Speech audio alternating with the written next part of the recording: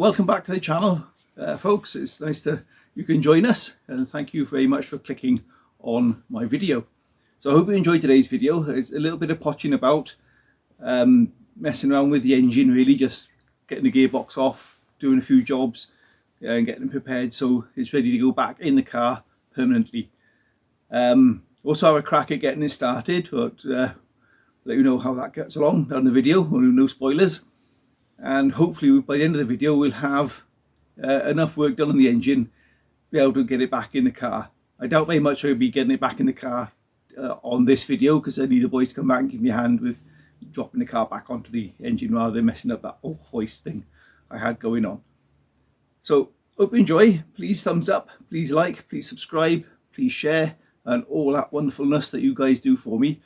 Very much appreciate you watching the video and tuning into it.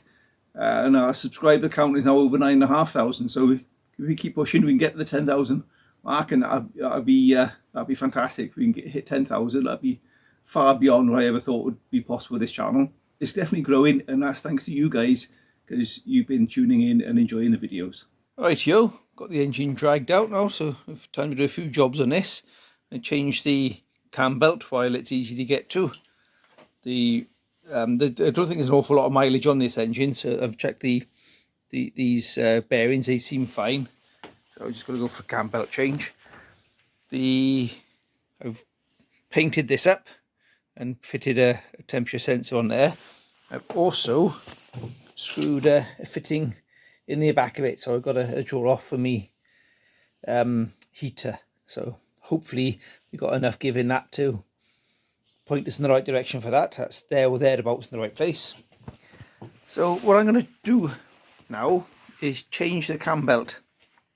Now, there's a process I've seen done on wheeler dealers, which in itself is probably a reason why I shouldn't do it, but I'm going to give it a go because it did seem like a good idea to me, and I'll put the camera on a tripod and show you what I mean. Okay, so what I've seen done, in order to keep the timing correct without having to mess about with everything getting in place, is cutting the existing cam belt in down the centre like so, a nice sharp blade, and then slipping the new cam, so taking this half off, then slipping the new cam belt on onto the sprockets, and then cutting the other side off and slipping it all in. So let's see what happens. If it goes wrong, it's just back to square one and doing it in a normal way where you time everything up and figure it out from there. So let's give it a whirl.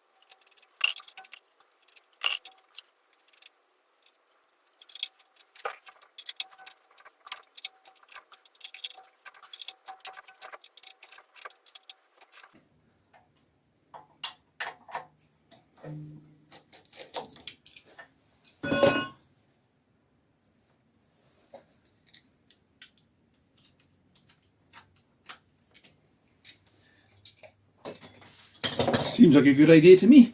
Right, new belt. What have I done with that? It's a nice new belt. Let's slip it on. Let's get this one back quite out of the way first.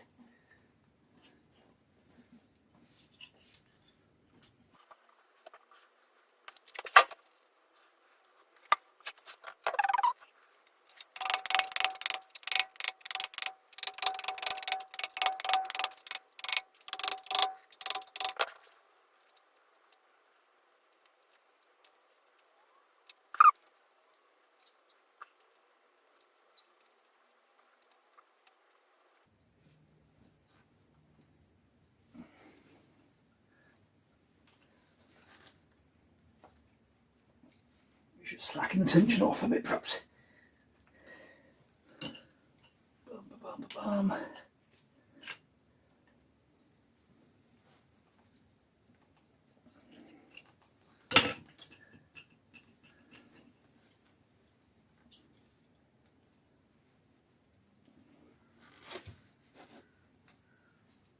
Shoes.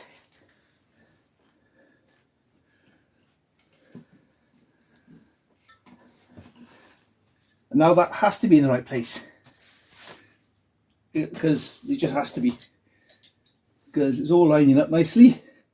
No worries about whether it's lost its timing. So we cut off the other one and slip it in.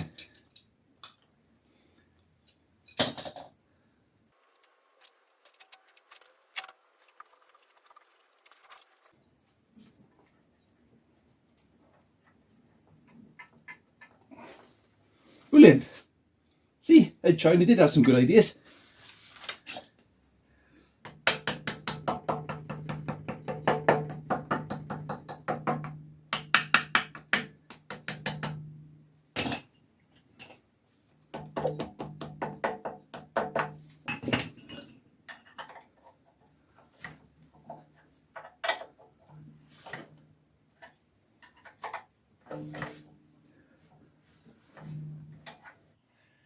Righto, the back of the engine. I've a new oil seal on there. You see I've hoiked that one out. I've also pulled out the pilot bearing and put a new one in, which is double width to this one, and leave it poking out just a smidge, just to help guide the gearbox into place, because the gearbox, the nose of the gearbox is just about going in there by about 5mm if I remember correctly. So that extra little bit just poking out there is going to help enormously. Got the water rail is now on with a gasket made of the gasket paper and a bit of proper instant gasket, Hylamar stuff, whatever it's called these days. So that should be watertight. So making little bits of progress here. The next step is to get the flywheel back on with some proper flywheel bolts.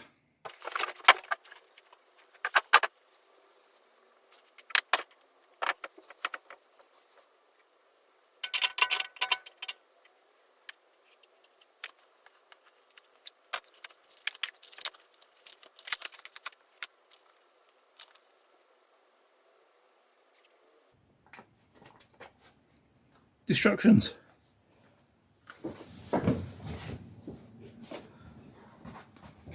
Okay, the instructions are: lubricate the bolts with Loctite and use this lube just under the heads.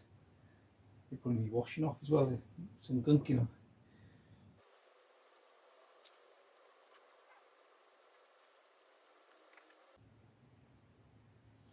It's just a degreaser in there. Give them a clean up.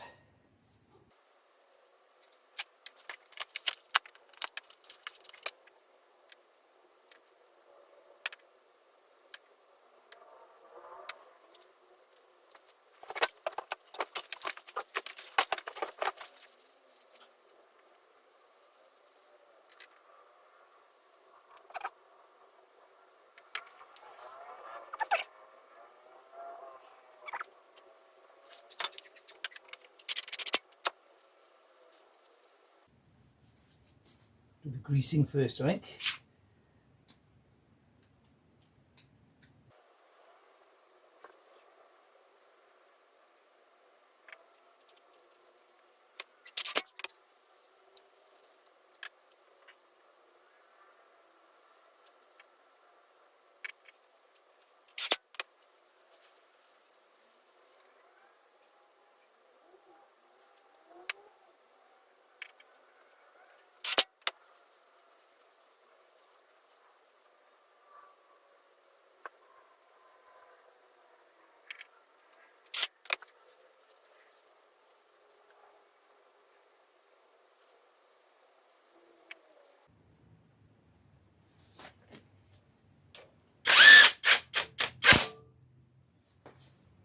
Right then, let's find a way of jamming that in place, and then we have £85 for dog.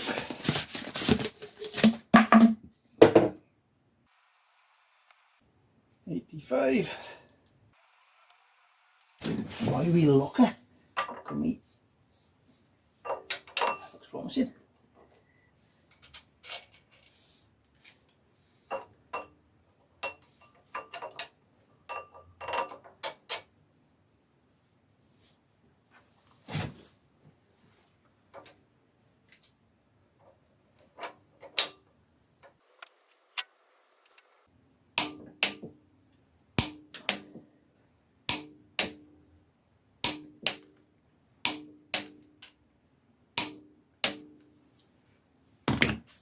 Super.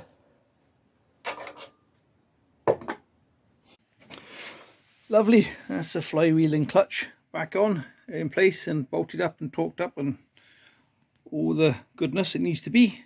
So now we can shove the gearbox back on.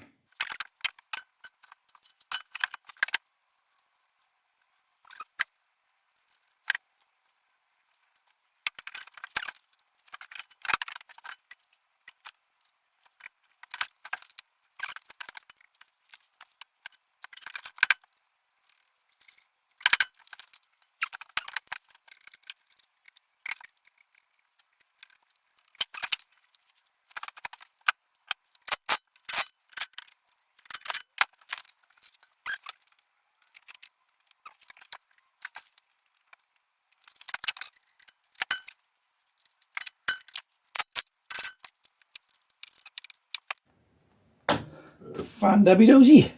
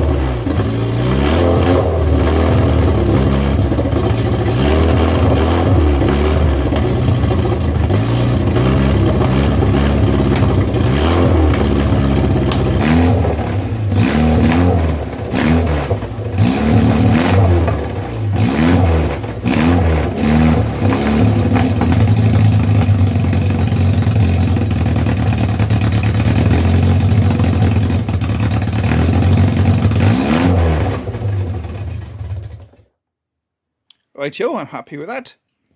My little fuel tank setup there, just to give it a little bit of fuel so it can run on its own carbs rather than tipping fuel down the barrels constantly.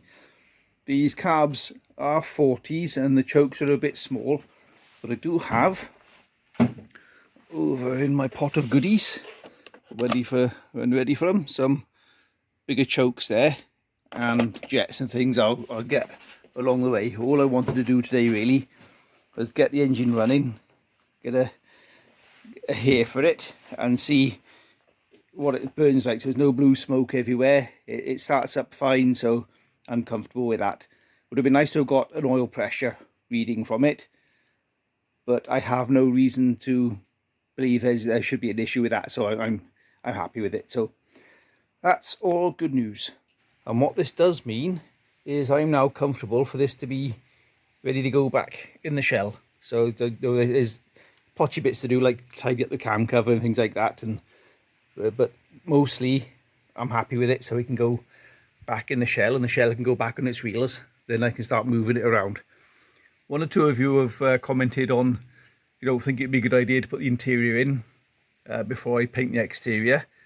I'm still mulling that over. I think that might be a good thing, but at least if I can get the engine and box in, that's the big stuff, which is more likely to cause damage, is put the car back together, and it means I can get it back on its wheels, so it's easy to move it around the garage end, so I can get to either side, one side and the other, as we come to prepare it and get it ready. Also been potching about in here. Got me reservoir parts all in and tight and bolted down, and I've got some O-rings in between there and the body as well, so hopefully that'll be watertight. Not that this hopefully won't see a lot of rain. Spider's been pooing on my car. We'll have to have a word with him about that. And thank you to Aid for my gift.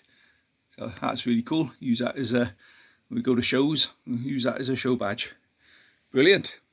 Happy days. New toy from Temu. Not quite sure why I need this, but I must need it for something.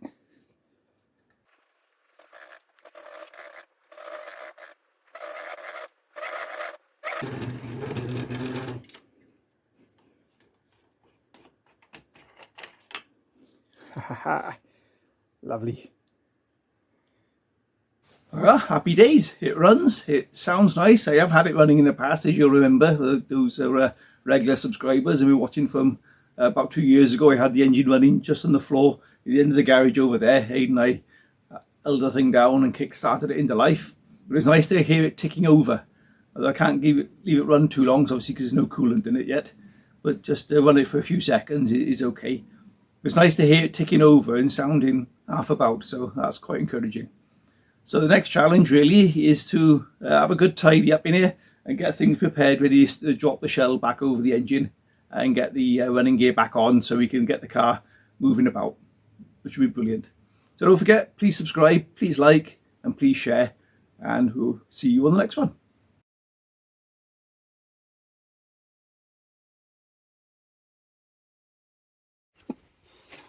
Right, viewers, let's find the non-scissors. There you go. Hey! Go on. We need a new ring altogether.